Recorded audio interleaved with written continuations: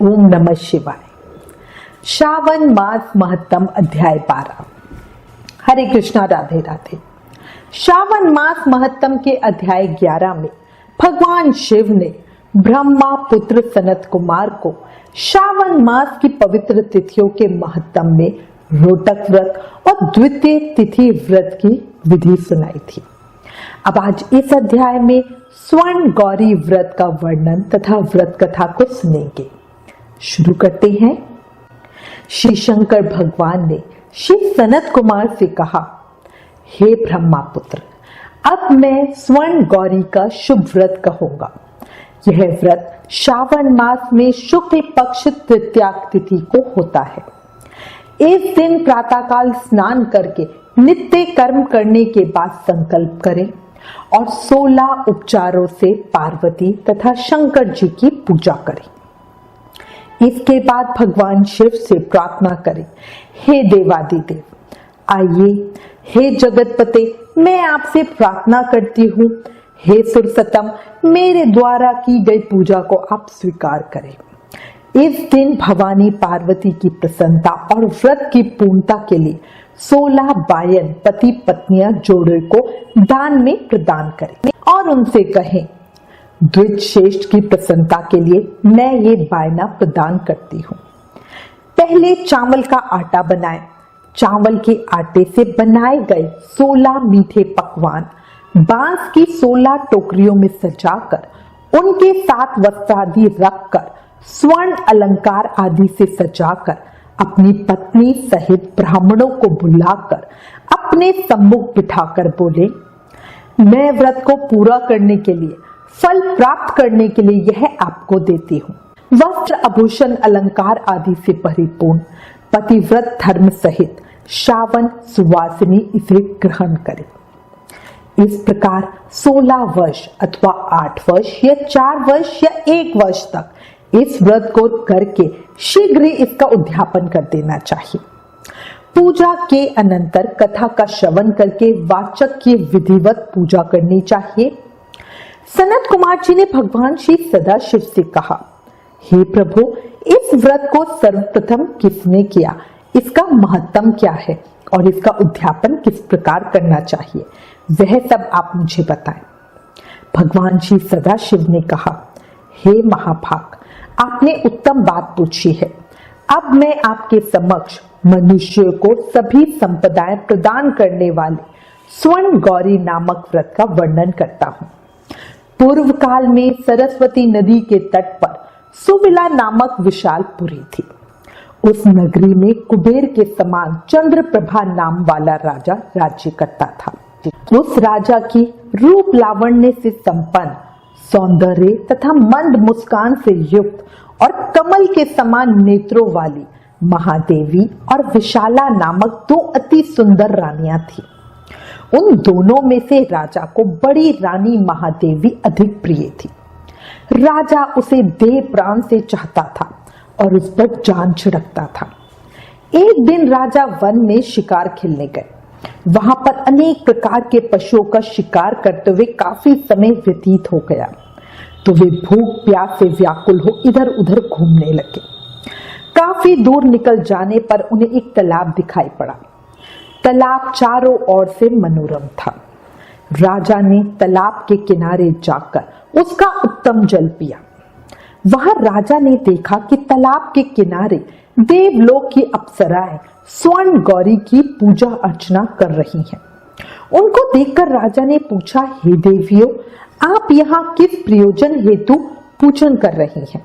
इस पर उन्होंने उत्तर दिया, हे नरेश, हम सब स्वर्ण गौरी की पूजा कर रही हैं।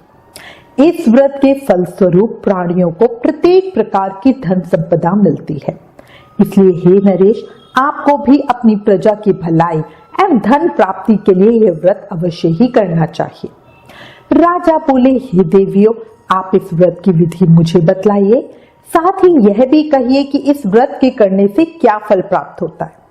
तब वे सारी स्त्रियां बताने लगी, हे राजन, यह स्वर्ण गौरी नामक व्रत श्रावण मास के शुक्ल पक्ष की तृतीया को किया जाता है। इस व्रत में भक्ति पूर्वक अत्यंत प्रसन्नता के साथ पार्वती तथा शिव की पूजा करनी चाहिए। पुरुष को 16 तारों वाला एक डोरा दाहिने हाथ में बांधना चाहिए। स्त्रियां बाएं हाथ में या गले में इस डोरे को बांधे।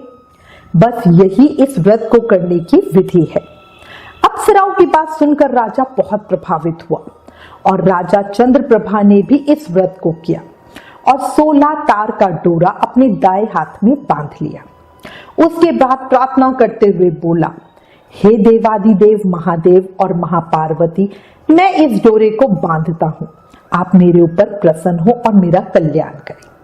इस प्रकार व्रत करके राजा अपनी राजधानी को लौट आया। राजा के हाथ में डोरा देखकर ज्येष्ठ रानी महादेवी ने पूछा और सारी बात सुनकर वो राजा के ऊपर अत्यंत कुपित हो गई, क्रोधित हो गई। बड़ी रानी के क्रोध का ठिकाना ना रहा और उसने जबरदस्ती वह डोरा तोड़कर बाहर एक सूखे पेड़ के ऊपर फेंक दिया। राजा ने उसे बहुत मना किया पर वो नहीं मानी। उस डोरे के स्पर्श मात्र से वह सूखा पेड़ हरा भरा होकर हरे रंग के ताजा पत्तों से संपन्न हो गया। छोटी रानी ने यह सारा हाल देखा। उसने वह टूटा डोरा पेड़ से उतारकर अपनी बाई भुजा में बांध लिया। उस डोरे के प्रभाव से छोटी रानी का रूप लावण्य अधिक निखर गया तो वह राजा को प्रिय लगने लगी।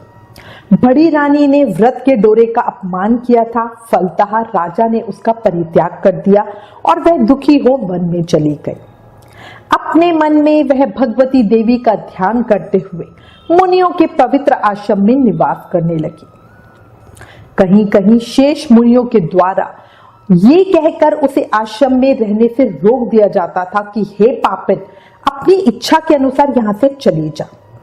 इस प्रकार घोर वन में इधर उधर भ्रमण करते हुए वो अत्यंत खिन्न होकर एक स्थान पर बैठ गई। उसे उस तरह वहां पर बैठा देखकर मां पार्वती का हृदय द्रवित हो गया।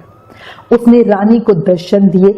रानी ने प्रसन्न होकर मां की चरण वंदना की और प्रणाम करके बोली, हे देवी आपकी जय हो, हे शंकर पत्नी, हे भक्तवत्सली आपकी जय हो, आपको बारंबार प्रणाम है। हे मंगलिये आप वंदनीय है। हे देवी आपकी जय हो, आपको नमस्कार है। हे भक्तों को वर देने वाली आपकी जय हो। शंकर के वाम भाग में विराजने वाली आपकी जय हो। हे मंगल मंगले आपकी जय हो। रानी के इस प्रकार देवी की अर्चना करने से देवी प्रसन्न हुई और रानी को बताया कि ये सब पूजा के पवित्र डोरे का अपमान करने के कारण हुआ। फिर रानी ने देवी से क्षमा याचना की और पूरे भक्ति भाव से मां गौरी की अर्चना करके व्रत किया। उस व्रत के प्रभाव से राजा जंगल में गया और बड़ी रानी को वापस महल में ले आया। उसके बाद देवी की कृपा से उसकी सभी मनोकामनाएं पूर्ण हो गई। राजा सभी समृद्धियों से संपन्न होकर उन दोनों के साथ पूर्ण रूप से राज्य करने लगा। अंत में राजा ने उन दोनों रानियों सहित शिव पद को प्राप्त किया। भगवान शिव बोले, हे पुत्र, इस प्रकार जो भी प्राणी स्वर्ण गौरी का व्रत नियमानुसार करता है वह मुझे तथा पार्वती को अत्यंत प्रिय लगता है। भूलोक में उस पर लक्ष्मी की वर्षा होती है, उसके समस्त दुश्मनों का विनाश होता है। अंत काल में वह बंधन से मुक्त हो शिवधाम जाता है। हे सनत कुमार, अब आप सावधान होकर इस व्रत के उद्यापन की विधि सुनिए। शुभ तिथि, शुभ वार, चंद्र बल व तारा बल हो जाने पर मंडप में अष्टपत्र कमल पर अनाज से परिपूर्ण कलश रखकर उस पर तांबे का पात्र जो 16 पल का हो रखे। उस पर भी एक बड़ा पात्र रखें जो तिल से परिपूर्ण हो। सबसे ऊपर शिव पार्वती की प्रतिमाएं रखें। उनके साथ 2 सफेद वस्त्र तथा यज्ञोपवित्र भी रखें। विधि अनुसार वेद मंत्रों से पूजा करें। रात्रि जागरण भी करें। दूसरे दिन प्रातःकाल पूजा करने के बाद होम करें। सर्वप्रथम ग्रह होम करके प्रधान होम करें। तब 1000 अथवा 100 आहुतियां दें जो जौ मिश्रित तिल को घी में मिलाकर बनी हो। आचार्य का पूजन करके उसे वस्त्र, आभूषण, गौ आदि दान में दे। इसके बाद ब्राह्मणों को भोजन कराना चाहिए। साथ ही 16 दंपतियों को भी भोजन कराना चाहिए। तब 16 बायना दान करें और ब्राह्मणों को भी अपने धन की क्षमता के अनुसार स्वयं पत्नी सहित दक्षिणा दें। अंत में हर्षोल्लास से युक्त होकर बंधुजनों के साथ स्वयं भोजन करना चाहिए। इस प्रकार श्री स्कंद पुराण के अंतर्गत ईश्वर सनत कुमार संवाद में श्रावण मास महत्तम में तृतीया में स्वर्ण गौरी व्रत कथन नामक 12वां अध्याय समाप्त। इस 12वें अध्याय के सुनने सुनाने से शिव पार्वती कृपा और शिव धाम की प्राप्ति होती है। बोले शिव शंभू की जय, भोलेनाथ की जय। विष्णु और शिव में कोई भेद नहीं, इसलिए प्रेम से, मन से, भाव से जयकारे लगाए और शिव के इस प्रिय श्रावण मास में बड़ी आसानी से शिव कृपा प्राप्त करें। ओम नमः शिवाय।